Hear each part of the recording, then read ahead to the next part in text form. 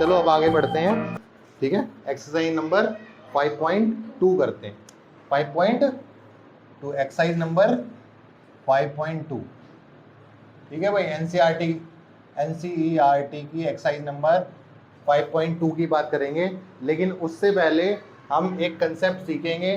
Concept क्या है, concept क्या कहता है वो बताता हूं पहले। कंसेप्ट जो है वो क्या कहता है वो बताता हूं, ठीक है। क्या कहता है कंसेप्ट? कंसेप्ट ये कहता है हमारे पास एक फॉर्मूला है, that is a n is equal to a plus n minus 1 into d. This is the formula, ठीक। अब जो ये फॉर्मूला है ये क्या कहता है, हमारे पास ये nth टर्म है, this is nth term, this is nth term, this is first term, number of terms. n का मीनिंग होता है number of terms, number of terms, and this is common difference, common difference. अब तक हमने सीख लिया exercise 5.1 में, हमने ये सीख लिया कि हम निकालते कैसे हैं, कैसे ये कैसे निकालते हैं भाई, हमें फर्स्ट टर्म कैसे फाइंड आउट करनी है, सेकंड टर्म कैसे फाइंड आउट करनी है, थर्ड टर्म कैसे फाइंड आउट करनी है, और हमें ये भी कैसे पता लगेगा कि गिवन डाटा जो है, गिवन सीरीज जो है एपी है कि नहीं है, एपी है कि नहीं है। तो हम कैसे जानेंगे, ये हम जान चुके हैं। अब कुछ कंसेप्ट्स हैं सेकंड वाली एक्सरसाइज में, वो देखते हैं करना क्या है। इस एक्सरसाइज में हमें जनरली क्या होगा, हमें 1 2 3 4 4 चीज़ें हैं इसमें, 1 2 3 4, इन 4 में से कोई 3 चीज़ें हमें गिवन होंगी क्वेश्चन में। जनरली ऐसा होगा, एक टाइप है ये क्वेश्चन का जिसमें हमें ए दिया होगा, सपोज करो डी भी गिवन है, और मान लो हमारे पास एन नहीं है, एन नहीं है, हमारे पास ए एन गिवन है, ये भी गिवन है, हमारे पास ए गिवन है, डी गिवन है, ए एन भी गिवन है। कोई भी डाटा हो सकता है, कुछ भी ले सकता हूँ मैं। या फिर ऐसा भी हो सकता है आपको एन दे दिया गया हो, मान लो 6, और आपको ए एन निकालना हो। क्या निकालना है? ए एन फाइंड आउट करना है आपको, ए एन फाइंड आउट करना है। तो कैसे करेंगे, ये चीज़ें हमें इस चैप्टर में सीखनी है, ये चीज़ें हमें इस चैप्टर में सीखनी है। ये वाला क्वेश्चन आई थिंक 2 से 3 मार्क्स का एग्जाम में दे दिया जाता है, 2 मार्क्स में, 3 मार्क्स में, ठीक है। मैक्सिमम 2 मार्क्स में ही पूछा जाता है। अगर 3 मार्क्स में देगा तो वो आगे की कुछ चीज़ें और देगा, लेकिन अभी मैं आपको बता दूं 2 मार्क्स में पूछेगा। कैसे पूछेगा, आगे बढ़ते हैं, देखते हैं कैसे पूछेगा।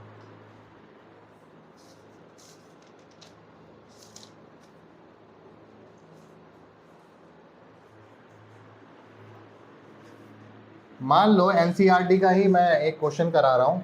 क्वेश्चन नंबर फर्स्ट का पार्ट है ये, क्वेश्चन नंबर फर्स्ट का पार्ट है।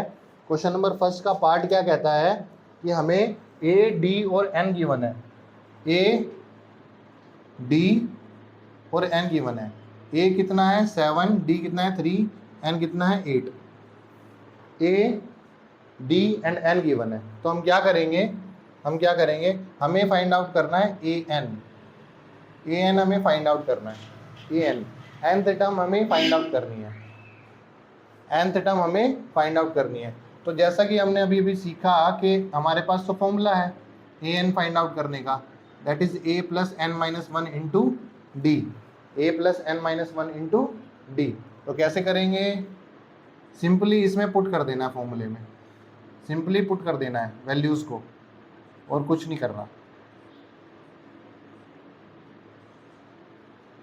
सिंपली पुट कर देना है और वैल्यू आ जाएगी। ये आ गया ए एन हमारा, ए एन, ये आ गया हमारा ए एन। ए एन की वैल्यू आ गई 28, ए एन की वैल्यू आ गई 28। तो ये तो हो गई एक कंडीशन, ये तो हो गई एक कंडीशन। कई बार ऐसा होता है, जैसा अभी मैंने बताया था, कई बार ऐसा होता है हमें ए दे देगा, एन दे देगा, ए एन दे देगा, डी नहीं देगा, ठीक है। एनसीईआरटी की एक कंडीशन है, वो मैं आपको बताता हूँ। एनसीईआरटी की कंडीशन है वो मैं बताता हूँ आपको।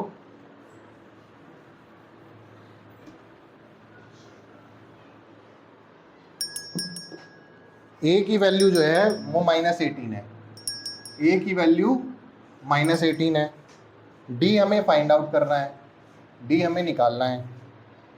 एन हमें गिवन है 10 और ए एन हमें 0 दे रखा है भाई, ए एन हमें 0 दे रखा है। ये आपका सेकंड पार्ट है फर्स्ट क्वेश्चन का। फिल इन द ब्लैंक्स की फॉर्म में दिया हुआ है, फिल इन द ब्लैंक्स की फॉर्म में दिया हुआ है। तो ये सेकंड पार्ट है, ये देखो कैसे करना है मैं बताता हूँ आपको। बहुत इजी क्वेश्चन है, कुछ भी नहीं है इसमें। ए एन की वैल्यू 0 गिवन है, आप देख रहे हो यहाँ पे ए एन की वैल्यू जो है वो 0 गिवन है, ए एन की वैल्यू 0 गिवन है। तो ए एन की जगह आपको पता है ए एन का तो फॉर्मूला हमने पढ़ा हुआ है, तो ए एन की जगह मैं ए एन का फॉर्मूला लिख लूँ, तो ए एन की जगह हमने a plus n minus 1 into d लिख लिया। इक्वल में क्या है, इक्वल में 0 है, ए एन की वैल्यू तो 0 गिवन है। अब जो यहाँ पे गिवन है वो हम लिख लेते हैं। ए की वैल्यू कितनी दी हुई है, -18। ए की वैल्यू कितनी दी हुई है, -18। एन की वैल्यू कितनी दी हुई है, 10, 10 - 1। डी हमें फाइंड आउट करना है भाई, डी हमें फाइंड आउट करना है, डी हमें फाइंड आउट करना है। तो इसको सॉल्व करेंगे तो आप देखेंगे 10 - 1 तो ये 9D हो गया, 9D इज इक्वल टू 0 हो गया, 9D इज इक्वल टू 0 हो गया। तो 9D, अब मैं ये -18 आपको नजर आ रहा होगा, इसको मैं दूसरी साइड ले जाऊंगा, यहाँ ले आया मैं इसको, ये पॉजिटिव हो गया, यहाँ नेगेटिव था, यहाँ माइनस में था, यहाँ घटा का साइन लगाया, तो यहाँ जाएगा जमा का हो जाएगा, यानी प्लस हो जाएगा, प्लस का साइन। अब मुझे डी की अगर वैल्यू फाइंड करनी है तो 10th क्लास हो आप, इतना तो कर ही सकते हो अपने आप ही। तो ये डी फाइंड आउट हो गया भाई, ये डी फाइंड आउट हो गया, तो डी की वैल्यू 2 आ गई, डी की वैल्यू 2 आ गई। तो इस तरीके से ये क्वेश्चन आप कर सकते हैं। नेक्स्ट पार्ट करते हैं, नेक्स्ट पार्ट करते हैं, नेक्स्ट पार्ट करते हैं। ये उतार लिया होगा, नेक्स्ट पार्ट करते हैं।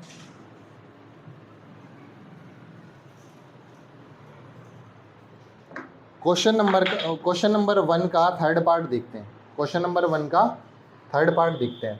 थर्ड पार्ट क्या कहता है, क्वेश्चन नंबर 1 का थर्ड पार्ट जो है उसमें ए आपको फाइंड आउट करना है, ए फाइंड आउट करना है। डी की वैल्यू कितनी दे रखी है, -3, एन की वैल्यू 18 और ए एन की वैल्यू है -5। ये हमें फाइंड आउट करना है। ए क्या निकालना है, ए निकालना है। अब ए कैसे करेंगे, फॉर्मूला सेम वही पुट करना है आपको, अभी अभी मैंने बताया, a plus n minus 1 into d. A n given है, ए एन की जगह ए एन की वैल्यू, ए गिवन है नहीं है, ए की जगह ए, एन गिवन है, यस गिवन है 18 - 1, डी गिवन है, यस गिवन है -7। समझ में आ रही है बात या नहीं आ रही, समझ में आ रही कि नहीं आ रही?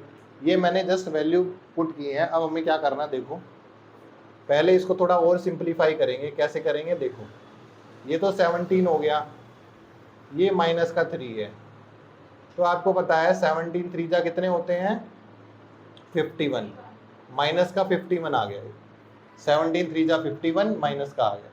अब आपको पता है यहाँ प्लस माइनस दो साइन एक साथ है, तो प्लस माइनस माइनस ही हो जाएगा, ये प्लस माइनस माइनस हो जाएगा, तो ये माइनस का 51 आ गया, माइनस का 51 आ गया। अब मैं इसको -1 को उठा के अगर दूसरी तरफ ले आऊँ तो ये -5 के साथ आ जाएगा, लेकिन पॉजिटिव हो जाएगा, पॉजिटिव हो जाएगा। कहने का मतलब ये है, कहने का मतलब ये है, जब हम इसको सॉल्व करेंगे तो 51 में से 5 को हमें सब्ट्रैक्ट करना पड़ेगा, 51 में से 5 को सब्ट्रैक्ट करना पड़ेगा, तो कितना बच जाएगा, यहाँ बच जाएगा 46। तो यानी ए की वैल्यू जो है वो 46 आ जाएगी, ए की वैल्यू जो है वो 46 आ जाएगी। बात समझ में आ रही है, बात समझ में आ रही है? ये 3 पार्ट थे, इसको उतार लीजिए, फिर आगे बढ़ते हैं।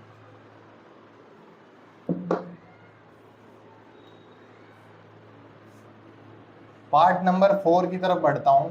फोर्थ पार्ट क्या कहता है, फोर्थ पार्ट क्या कहता है, ए की वैल्यू -18.9 गिवन है, ए की वैल्यू -18.9 गिवन है, डी की वैल्यू 2.5 गिवन है, एन निकालना है, एन आपको फाइंड आउट करना है, and a n is equal to 3.6।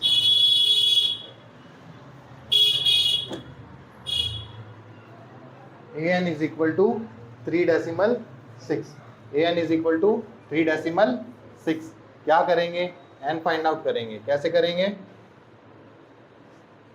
an का फॉर्मूला लिख लेंगे।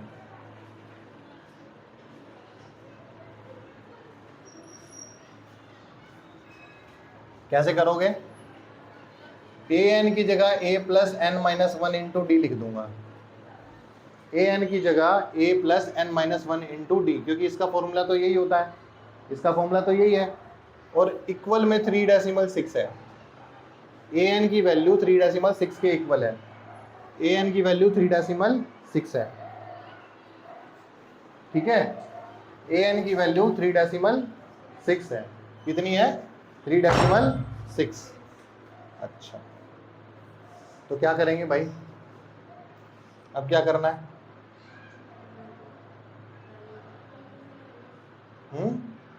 वैल्यूज पुट करेंगे। बहुत इजी है, 18.9 plus n minus 1 into D, D की वैल्यू है 2.5। देखो थोड़ा सा कैलकुलेटिव है, इसको कैलकुलेशन में थोड़ा प्रॉब्लम है, हो सकता है इसको परेशानियाँ है, लेकिन तो इसको थोड़ा सिंप्लीफाई करने की कोशिश करता हूँ कैसे होगा। आप देखिए यहाँ पर 18.9 है भाई, 18.9 है, इसको ऐसे ही छोड़ दिया। आपने क्या करना है, 2.5 को 2.5 को n से मल्टीप्लाई करना है। किससे मल्टीप्लाई करना है, n से। तो 2.5n हो जाएगा ये माइनस का 2.5 हो जाएगा, 2.5 इधर हो गया ये 3.6, इधर हो गया ये 3.6। अब क्या करेंगे आगे, अब इसको जो वेरिएबल वाला है उसको हम एक ही तरफ रखेंगे, बाकी सब हम राइट हैंड साइड में ले आएंगे। कैसे, इस तरीके से, इस तरीके से ये सभी उठाकर मैं कहाँ ले आया, मैं ले आया पॉजिटिव साइड यानी राइट हैंड साइड। ये भी नेगेटिव था, ये भी नेगेटिव था, तो इनको हम 3.6 के पास ले आए। जब 3.6 के पास लेके आए हैं तो इनको पहले ऐड कर लेंगे। अब ऐड करना किसी को आता है तो ठीक है, और नहीं आता है तो 10वीं कक्षा में रहने का अधिकार नहीं है उसको, 10वीं कक्षा में रहने का अधिकार नहीं है, 10th क्लास उसके लायक नहीं है, 10th क्लास उसके लायक नहीं है। पहले ऐड करेंगे 9, 6, 15, 15 एंड 5 20, 0 कैरी 2, 2 और 8 10, 10 प्लस 2 12, 12 3 15, 15 का 5 कैरी 1, 1 प्लस 1 2, तो ये 25.0 आ गया। अब मुझे n की वैल्यू फाइंड आउट करनी है, तो 25 को 2.5 से मैं डिवाइड कर दूंगा, 2.5 से मैं डिवाइड कर दूंगा। 2.5 को इसके नीचे लेकर जाएंगे तो यहाँ डेसिमल हटाया, यहाँ 0 लगाया, 25 रह गया, 25 10 जहाँ पे गया है 10 बार में कट गया, तो n की वैल्यू आ गई हमारी 10, n की वैल्यू आ गई हमारी 10। तो इस तरीके से ही इस टाइप के क्वेश्चन होंगे। ये वाला क्वेश्चन एग्जाम में भी आता है कई बार, तो आप देख सकते हैं कैसे करना है। इसके बाद एक और पार्ट है 5th, वो मैं आपके लिए होमवर्क के लिए रखता हूँ, आप लोग को एज आ होमवर्क करके लाना है। ठीक है भाई, अब सारे पार्ट तो मैं कराऊंगा नहीं, एक आप तो आप लोगों के लिए भी तो होना चाहिए, सभी पार्ट्स तो आपके लिए नहीं करा पाऊंगा।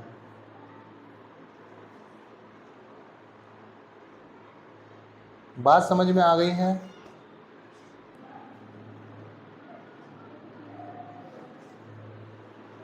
क्वेश्चन नंबर 2 की तरफ जाते हैं। क्वेश्चन नंबर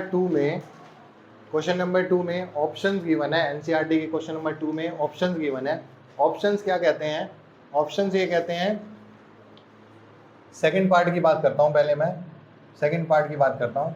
वो कहते हैं कि 11th टर्म निकालिए, 11th टर्म फाइंड आउट करनी है आपको, you have to find out the 11th term. कैसे फाइंड आउट करेंगे, आपके पास एपी गिवन है, आपके पास एपी गिवन है। एपी क्या गिवन है, एपी में कहता है -3, -1/2, माइनस नहीं है 2 है,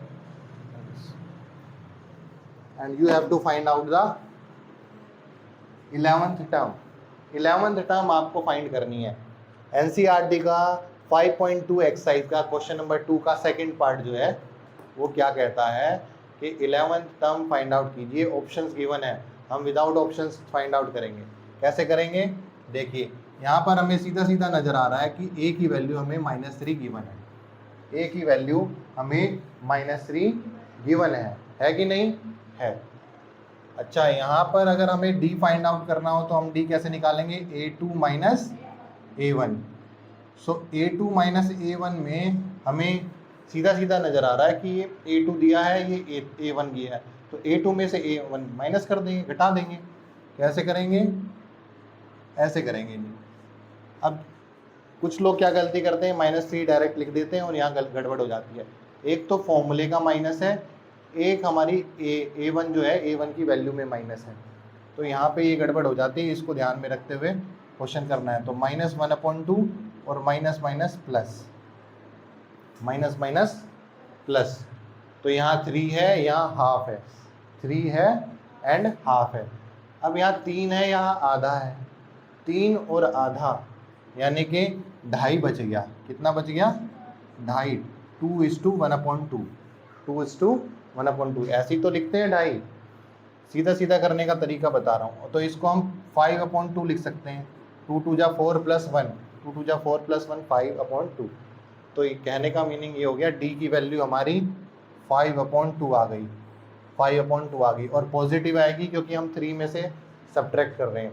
एक प्लस का था, एक माइनस का था, इसलिए हमने सब्ट्रैक्ट कर दिया। डी की वैल्यू फाइंड आउट हो गई। अब आगे क्या करेंगे? अब हमें 11th टर्म निकालनी है। 11th टर्म निकालने का, फाइंड आउट करने का सीधा सीधा मेथड ये है कि A11 अगर आपको निकालना है तो उसको हम लिख सकते हैं A + 10D, A + 10D।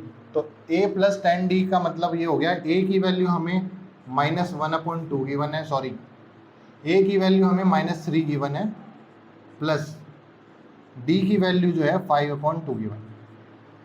हमें फाइंड आउट की है, गिवन तो कहाँ है, जस्ट हमें फाइंड आउट की है। D की वैल्यू हमने फाइंड आउट की है 5/2। A की वैल्यू -3 हो गई, A यहाँ -3 दिया हुआ है, A1 या कह लो या A कह लो। अब इसको सीधा सीधा कैलकुलेट करेंगे, यहाँ से इसको काट दो, 5 बार में जाएगा, ये 5 टाइम्स में चला जाएगा। तो 5 5 जा 25 हो गए, 5 5 जा 25 हो गए। माइनस का 3 ये था, एक माइनस का है एक प्लस का है, माइनस हो जाएगा तो 22 आंसर आ जाएगा। आपके ऑप्शन में अवेलेबल होगा, देख लीजिएगा। ये आपका आंसर आ गया second part, question number second का। आगे चलते हैं।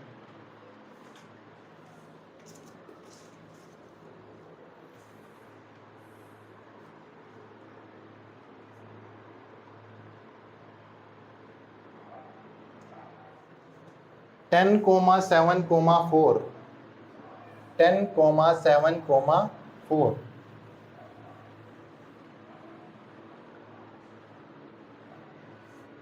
AP गिवन है 10,7,4।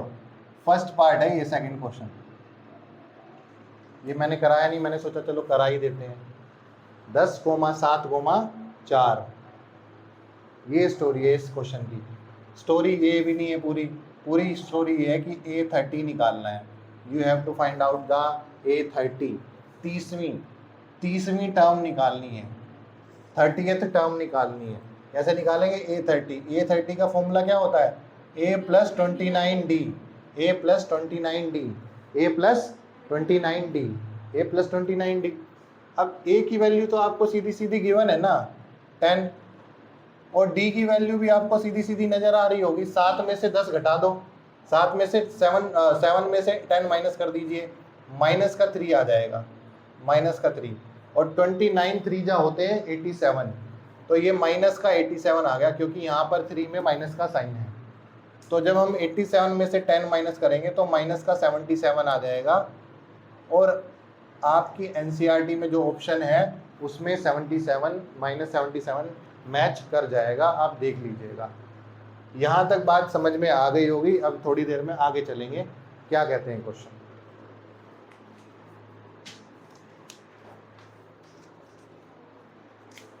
अब मुझे बताओ समझ में आई ये बात, नहीं आई? हैं? हाँ, ये स्टोरी है।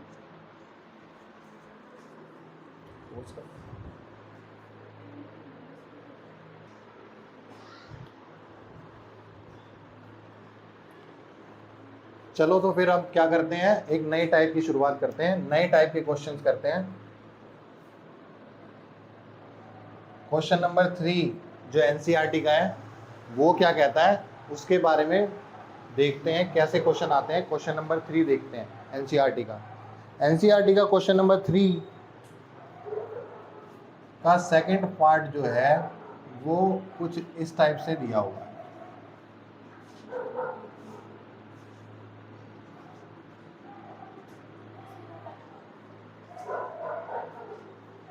कुछ इस टाइप से गिवन है।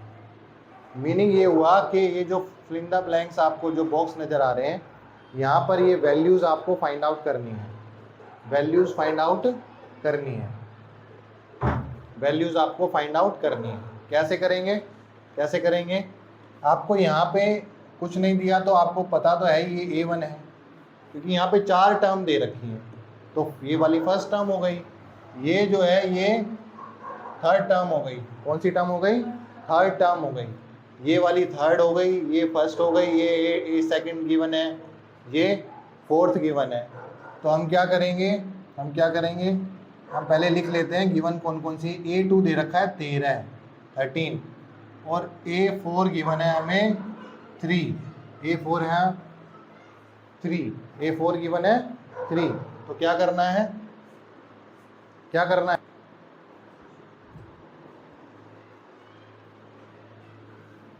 हाँ जी,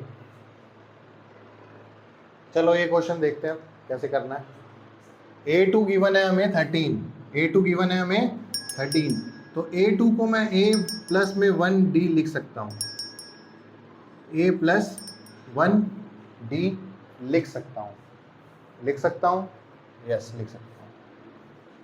A4 को मैं A प्लस 3D लिख सकता हूँ, ये 3 के इक्वल है। ये इस टाइप से मैं दोनों को लिख सकता हूँ। हमें फाइंड आउट करना है A1 और A3, A1 एंड A3, यानी A कह लो या A1 कह लो, बात एक ही है। तो हमें यहाँ पे दो इक्वेशन नज़र आ रही हैं, दो इक्वेशन नज़र आ रही हैं, दो इक्वेशन नज़र आ रही हैं। तो मैं इसको सब्स्टिट्यूशन मेथड या एलिमिनेशन मेथड से इन दो इक्वेशन को सॉल्व करूँगा, क्योंकि ये दोनों दो वेरिएबल्स वाली हैं, दो वेरिएबल्स हैं इसमें ए डी। तो इसमें थर्ड चैप्टर जो है आपका 2 वेरिएबल्स वाला, उस वो लगाएंगे और कैसे सॉल्व करेंगे देखो ज़रा। देखो दोनों को ऊपर नीचे लिख लेते हैं, पहले दोनों को ऊपर नीचे लिख लेते हैं कुछ इस तरीके से, कुछ इस तरीके से। तो आपको ये नज़र आ रहा होगा कि यहाँ पर फर्स्ट इक्वेशन ये है, सेकंड इक्वेशन ये है। अगर मैं इनके साइन चेंज कर दूँ, अगर मैं इनके साइन चेंज कर दूँ तो ये कुछ इस तरीके से नज़र आएंगे, और जब इस तरीके से नज़र आएंगे तो ये दोनों कैंसिल भी हो जाएंगे। एक माइनस का है, एक प्लस का है, तो कैंसिल हो जाएगा। यहाँ -3D है, यहाँ प्लस का 1D है, तो क्या होगा, माइनस का 2D आ जाएगा। 3 में से 1 जाएगा तो 2 बचेगा, और 3 जो है माइनस का है, तो इसलिए माइनस का 2D आ गया।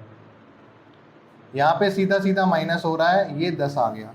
13 में से 3 जाएंगे तो 10, 13 में से 3 सब्ट्रैक्ट हो गया तो 10 आ गया। अब यहाँ पे D की वैल्यू सीधी सीधी फाइंड आउट हो रही है, माइनस का 5 आ गया, माइनस का 5, -2 जब इसके डिवाइड में जाएगा 10 के, तो जब इसको सब्ट्रैक्ट करें 2 5 या 10, 5 पे कट जाएगा, तो D की वैल्यू -5 आ गई। हमारे पास D की वैल्यू -5 आ गई। हमारे पास A नहीं है, A हम इस इक्वेशन में पुट करके निकाल सकते हैं, इस वाली इक्वेशन में पुट करके हम फाइंड आउट कर सकते हैं। कैसे फाइंड आउट करेंगे? From equation first A plus 1D is equal to 13 है। D की वैल्यू हम यहाँ पे पुट करेंगे तो 1 मल्टीप्लाई -5 हो जाएगा is equal to 13। So A की वैल्यू जो है, A जो है हमारा 13, 1 5 जा 5 तो +5 हो जाएगा। ये कैसे हो गया, ये कैसे हो गया, देखो मैं समझा देता हूँ, शायद ये समझ में ना आया हो। मैं यहाँ पे कैलकुलेट कर देता हूँ इसको, सॉरी यहाँ कर देते हैं, इधर कर देता हूँ मैं इसको, मैं यहाँ पे कैलकुलेट कर देता हूँ। a प्लस, देखो यहाँ से तो नज़र आ रहा होगा a प्लस 1 मल्टीप्लाई -5, तो 5 को 1 से मल्टीप्लाई करेंगे तो माइनस का 5 आ जाएगा, 5 1 जा 5, और प्लस माइनस माइनस हो गया, इज इक्वल टू में 13 है। तो अगर हमें a फाइंड आउट करना है तो मैं -5 को दूसरी साइड ले जाऊंगा प्लस में, तो a की वैल्यू जो है वो 18 आ गई, a की वैल्यू जो है वो 18 आ गई। ये मैं यहाँ पे बताने की कोशिश कर रहा था, थोड़ा जगह कम थी इसलिए यहाँ बता दें। सो a की वैल्यू जो है वो 18 आ गई, a की वैल्यू 18 आ गई। अब हमें क्या फाइंड आउट करना है, हमें फाइंड आउट करना है a3। a 18 आ गया, मतलब ये ही 18 आ गया, a 18 आ गया, इसका मतलब क्या है, a1 हमारा 18 आ गया। अब हमें a3 भी फाइंड आउट करना है, तो a3 होता है a प्लस 2d, a3 होता है a प्लस 2d, a3 होता है a प्लस 2d। तो a प्लस 2d का मतलब क्या हुआ, a की वैल्यू 18 है, d की वैल्यू -5, d जो है हमारा -5 लिखा है, -5 फाइंड आउट हुआ है, तो यहाँ पुट करेंगे, सॉल्व करेंगे। 18 प्लस 2 5 ज़ा 10, माइनस का 10 आया, तो 18 प्लस माइनस माइनस 8 आ गया। तो a3 की वैल्यू क्या क्या फाइंड आउट हो गई, 8 फाइंड आउट हो गई। ऐसा क्वेश्चन एग्जाम में कई बार पूछा जाता है, इस टाइप के क्वेश्चन एग्जाम में आते थे। तो पहले एनसीईआरटी के क्वेश्चन कर लेते हैं, फिर कुछ एक्स्ट्रा भी करा देंगे, उसमें कोई प्रॉब्लम नहीं है। लेकिन फिलहाल आप ये देखिए, a1 नहीं था, a3 नहीं था, a2 था हमारे पास, a4 था, 2 इक्वेशन बना ली, उसके बाद यहाँ से शुरू किया और ये, फिर उसके बाद ये पार्ट किया। तो इस तरीके से ये क्वेश्चन कर सकते हैं। क्लियर है, क्लियर है। मैं दोबारा एक बार एक्सप्लेन करके बता देता हूँ। सबसे पहले हमारे पास a1 a3 फाइंड आउट करने के लिए था, क्योंकि इसमें बॉक्स बना हुआ था, a1 और a3 हमें फाइंड आउट करने थे, a1 एंड a3 हमें फाइंड आउट करने थे। तो क्या हुआ, हमने देखा हमारे पास गिवन क्या है, हमने देखा हमारे पास गिवन क्या है, हमारे पास गिवन था a2 जो जिसकी वैल्यू थी 13, हमारे पास था a4 जिसकी वैल्यू थी 3।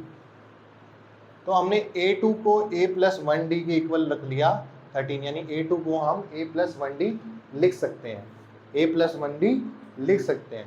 तो a plus 1d is equal to 13 हो गया। इसी तरीके से a4 को a प्लस 3d लिख सकते हैं, तो a plus 3d is equal to 3 हो गया, ये 13 के इक्वल, ये 3 के इक्वल। अब मैंने देखा कि इसमें तो 2 वेरिएबल्स हैं, इसमें भी 2 वेरिएबल्स हैं, तो क्या करेंगे, इनको एलिमिनेशन मेथड से सॉल्व करेंगे या फिर सब्स्टिट्यूशन मेथड से सॉल्व करेंगे। यहाँ पे मैंने एलिमिनेशन लगाया है, दोनों इक्वेशन को ऊपर नीचे लिख लिया। हमने देखा a और a तो बिल्कुल सेम है, तो इनके साइन चेंज कर दिए, इनके साइन चेंज कर दिए। साइन चेंज करने के बाद पता लगा ये दोनों तो आपस में कैंसिल हो जाएंगे, a माइनस a 0, इसका साइन चेंज किया तो -3d हो गया और ये प्लस का 1d हो गया। -3d में से 1d माइनस होंगे तो माइनस का 2d बचेगा। उसके बाद 13 में से 3 जाएगा तो 10 बचेगा, क्योंकि हम केवल इन दोनों का साइन चेंज थोड़ी ना करेंगे, हम इसका भी करेंगे, तो इसका किया था तो ये 10 हो गया। अब d की वैल्यू यहाँ से कैंसिल होके माइनस का 5 आ जाती है, d की वैल्यू यहाँ पर कैंसिल होके -5 आ जाती है। देन अगर हमारे पास d आ गया तो हम a आसानी से फाइंड आउट कर सकते हैं। कैसे फाइंड आउट कर सकते हैं, इक्वेशन 1 में रख लो या इक्वेशन 2 में रख लो, ये आपकी मर्जी है। तो मैंने यहाँ क्या किया, इक्वेशन 1 में रखने की कोशिश की और ये हो गया फटाफट से। मैंने लिखा from equation 1 a plus 1d is equal to 13 दिया हुआ है, तो हमारे पास तो d की वैल्यू थी, तो d की वैल्यू यहाँ पुट कर दी, a plus 1d is equal to 13। तो d की वैल्यू यहाँ -5 है, तो -5 को 1 से मल्टीप्लाई करेंगे तो -5 ही आएगा, और साथ में a भी है, तो a प्लस का था, ये d माइनस का है, तो प्लस माइनस माइनस हो गया, तो a minus 5 is equal to 13 हो गया। इसको भूल जाओ आप लोग, ये वाला जो स्टेप है इसको भूल जाओ, ये भूल जाओ। इसके बाद मैंने यहाँ से स्टार्ट किया, तो a minus 5 is equal to 13 हो गया। तो -5 जब इधर जाएगा, राइट हैंड साइड में जाएगा, तो क्या होगा, प्लस हो जाएगा। तो a की वैल्यू यहाँ से 18 फाइंड आउट हो गई। तो a की वैल्यू ही तो निकालनी थी हमें, वो हमने निकाल दी। a की वैल्यू ही तो निकालनी थी, वो हमने निकाल दी। a की वैल्यू निकालने के बाद अब हमें फोकस करना है a3 पर, a3 पर फोकस करना है। तो a3 कैसे फाइंड आउट करेंगे, a3 का फॉर्मूला होता है, a3 का फॉर्मूला होता है a प्लस 2d। तो हमारे पास a भी है, हमारे पास d भी है, जस्ट पुट करेंगे, सॉल्व करेंगे तो आंसर आ जाएगा। किस तरीके से, a की वैल्यू 18 प्लस 2 मल्टीप्लाई d, 2 5 10 होते हैं, माइनस का 10 आएगा, इधर प्लस का साइन है, प्लस माइनस माइनस हो जाएंगे, 18 में से 10 जाएंगे तो 8 बचेंगे। देखिए ये क्वेश्चन तो मैंने करा दिया, लेकिन जब तक आप इसकी प्रैक्टिस नहीं करोगे, जब तक इस टाइप के क्वेश्चन आपको आएंगे नहीं, कैलकुलेटिंग मिस्टेक्स होती रहेंगी। तो आपको क्या करना है, इसी टाइप के कई सारे क्वेश्चन लगाने हैं, जब जाके आपको ये क्वेश्चन समझ में आएंगे। तो इसके कई सारे पार्ट हैं एनसीईआरटी में, तो तीन चार पार्ट है, तो आप इसको ट्राई कर सकते हो। किसी भी क्वेश्चन में प्रॉब्लम आती है तो आप मुझे बता सकते हो कि इस क्वेश्चन में प्रॉब्लम है, वो भी करा देंगे आपको। समझ में आ गई? डन।